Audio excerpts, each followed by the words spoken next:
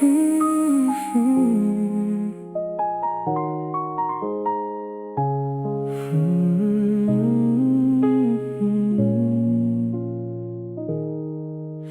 ឃងងឹតនងអង្គុយកិនណែឯង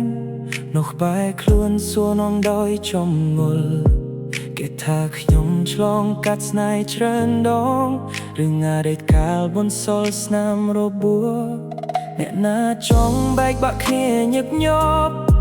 អ្នកណាចង់ហូរទឹកភ្នែកព្រោះស្នេហាគ្រាន់តែខ្ញុំមិនតន់ជួបមនុស្សត្រូវតើខុសដែរឬមិនព្រមទ្រាំឈឺចាប់គេនាំគ្នានិយាយវិដំឡៃរូបខ្ញុំថាមានសង្សារចាស់ច្រើនមិនល្អទេមាសមេតែសុំសួរមួយម៉ាត់ចេញពីចិត្តពិតប្រាដោតើអ្នកដឹងទេខ្ញុំរៀនបានអ្វីខ្លះមានសង្សារចាស់ច្រើនមិនល្អត្រង់ណាបើវាធ្វើឲ្យខ្ញុំស្គាល់ចិត្តមនុស្សច្បាស់ចេះស្រឡាញ់ខ្លួនឯងចេះរឹងមាំឡើងវិញមិនទន់ជ្រីដូចមុនទឹកភ្នែកលែងហូរងាមានសង្សារចាស់ច្រើនមិនល្អត្រង់ណារាល់ដងដែលខូចចិត្តធ្វើឲ្យខ្ញុំដឹងថាស្នេហាពិតប្រាដោតមិនមែនការអត់ទ្រាំបើមិនត្រូវគ្នាទេដើរចេញលជាម៉ាំងអរគុណអ្នកចាស់ដែលធ្លាប់ដើរកាត់បងរៀនឲ្យស្គាល់រសជាតិនៃជីវិត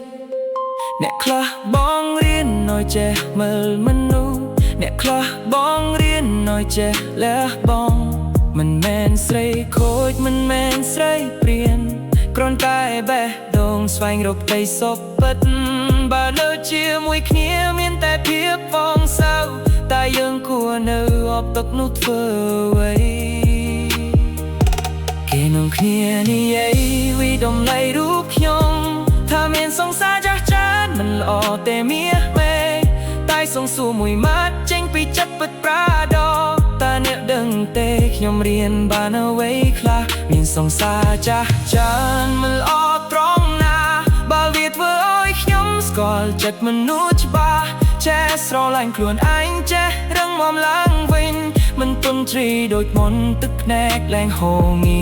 សង្សារចាស់ច្រើនមិនល្អត្រង់ណារាល់ដងដែលខូចចិត្តធ្វើឲ្យខ្ញុំដឹងថាស្នេហាពិតប្រាកដមិនមែនការអត់ទ្រាំបើមិនត្រូវគ្នាទេដើរចេញលជា